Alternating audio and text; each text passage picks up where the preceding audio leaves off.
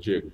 Vamos continuar nesse assunto, saber se é possível fazer essa revolução na polícia brasileira, conversando com Jorge Venerando, que é coordenador do Movimento Nacional dos Policiais Federais Progressistas. Seja bem-vindo, viu, Jorge? Boa noite. É possível mudar, então, essa maneira que hoje as polícias têm feito as suas conduções, né? Tanto no caso da Heloísa, o Sakamoto citou aí outro caso que também ficou emblemático lá em Sergipe, né? Como é que o senhor acha possível que a gente consiga melhorar a atuação da polícia, que está aqui para proteger, né, a população? Boa noite, Diego. Boa noite, Luiz Otávio. Boa noite, Sakamoto, Leonardo Sakamoto. É uma honra, né, estar com vocês aqui conversando sobre essa situação que atinge todas as polícias brasileiras e todos os órgãos de segurança pública. Veja bem, os profissionais do Serviço Público de Segurança que têm responsabilidade com a democracia, esses têm condições de sugerir, de opinar, de formular e elaborar algumas contribuições que irão mudar todas as polícias. Nós temos um trabalho nesse nível. E nós estamos defendendo já há muito tempo que um governo como é o governo Lula, que assumiu agora em janeiro, um governo que veio para manter a democracia fortalecida ou restaurar o Estado democrático de direito, que nós somos ameaçados. Precisa urgentemente fazer uma reformulação nas polícias. Então, essas mudanças têm que ser conceituais e estruturais.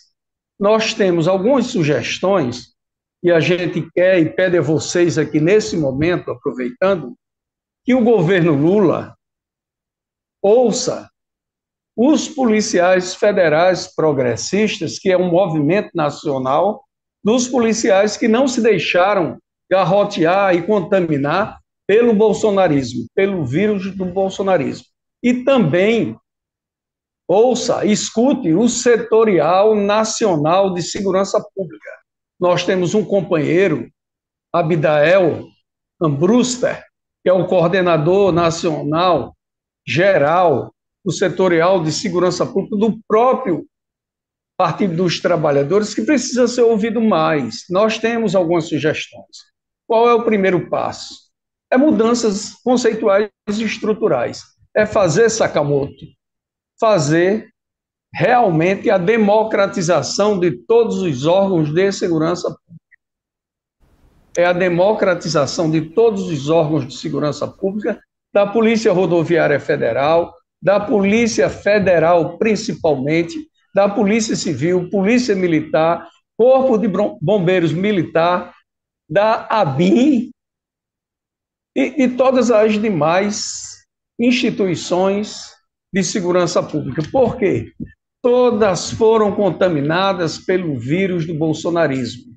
Então, todas conceberam aquele sentimento de ódio, de violência, de intransigência, aquele sentimento de atingir um ao outro, até de matar o seu semelhante. E isso é preciso urgência por parte do governo. É preciso começar um processo de educação política, mostrando para os policiais que ele é trabalhador, ele é cidadão, e que ele precisa entender que a democracia é o regime que nós precisamos para viver em convivência harmônica. Nós temos que preservar a democracia. Se não fizer essa descontaminação do bolsonarismo, as polícias vão continuar fazendo absurdos, cometendo erros gravíssimos, e isso quem vai ser prejudicado é a própria sociedade e a imagem da instituição. Como são instituições permanentes, a Polícia Federal, a Polícia Rodoviária e as demais instituições não devem acabar, elas devem realmente ter um ou outro papel uma outra concepção, e isso começa nas academias. Então, nós Jorge, defendemos mas aí, que, desculpa te interromper, até porque o assunto ele é denso, ele tem bastante coisa para o pessoal que está acompanhando a gente. Quando você fala dessa essa nova concepção, uma concepção democrática por parte dos policiais federais, rodoviários federais, né, dentro desse processo, como é que a gente, como é que é possível, qual seria o primeiro passo? O ministro Flávio Dino, ele até comentou, né, numa entrevista que ele tinha dado para a gente, que estão tentando pegar os procedimentos dos policiais, tentar fazer uma padronização de procedimentos, tentar mexer também nessa formação, não, uma formação de uma forma até nacionalizada, pegar todos os dos estados e tentar pegar as boas práticas, deixar claro o que pode, o que não pode. Mas o que, que você acha, por onde que deveria começar para ter começar a ter resultado no curto espaço, assim? através das academias de formação e capacitação, primeiro ponto, separar a filosofia de segurança pública da antiga doutrina da segurança nacional. Separar, definir bem os seus papéis constitucionais. O que é segurança pública? É a proteção do cidadão.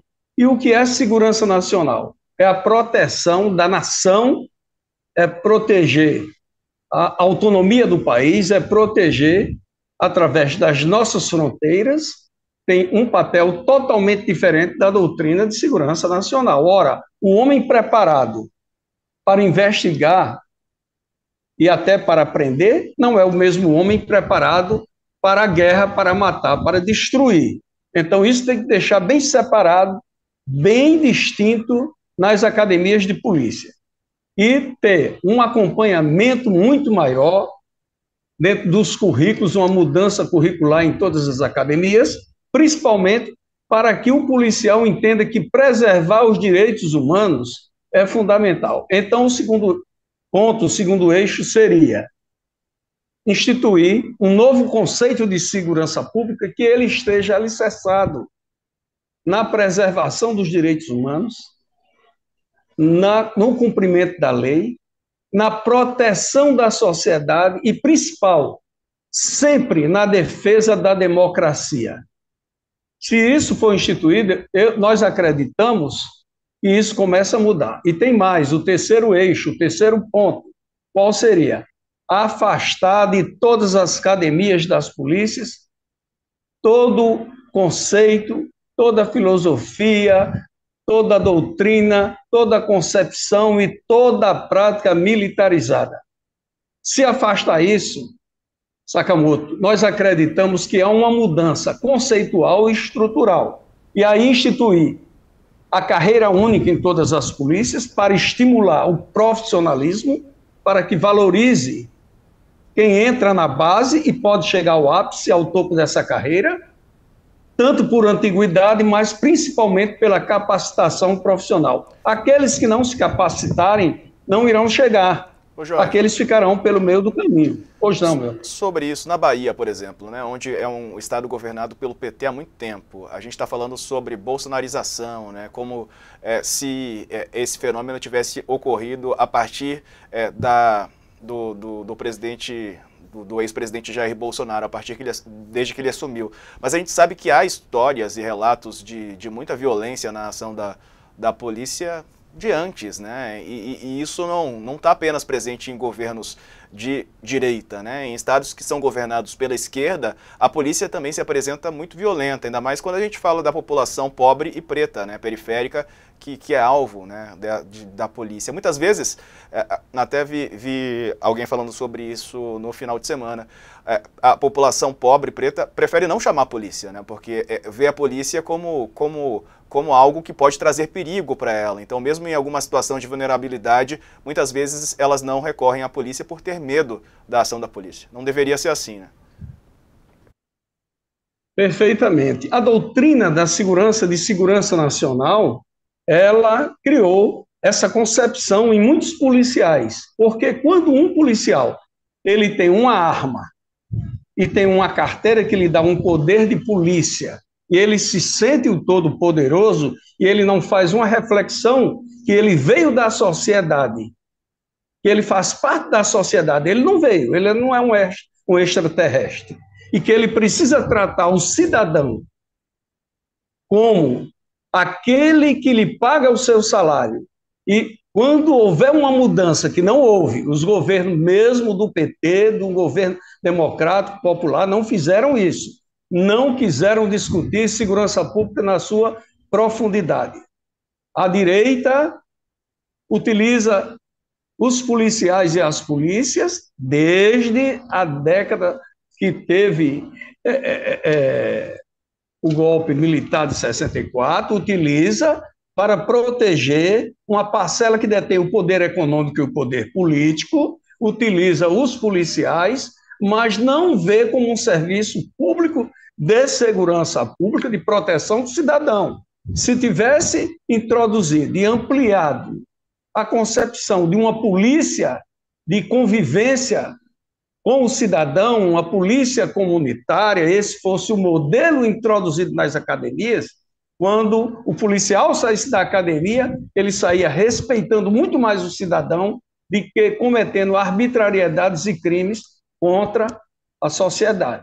Isso tem que ficar incutido na mente e no coração do policial. Ele tem que encarnar isso. Graças a Deus, a minha geração, dentro da Polícia Federal, ela veio para combater esses erros e aprimorar essa coisa de conhecer e entender de que a sociedade é ela que paga os nossos salários. E nós temos que prestar um serviço de proteção do cidadão e da cidadã.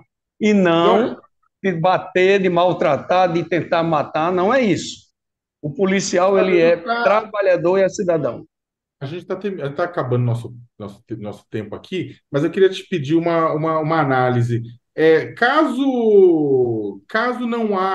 não ocorra esse processo de depuração nas polícias, a gente pode ter daqui a 4 anos ou mais para frente uma situação semelhante à que a gente teve anteriormente no Brasil, com uma parte da polícia, parte dos policiais, claro, deixando bem claro que estamos falando de uma parcela dos policiais e não todos, mas uma parcela dos policiais acabar caindo no canto do cisne da extrema-direita e acabar novamente contribuindo para atos golpistas como a gente teve?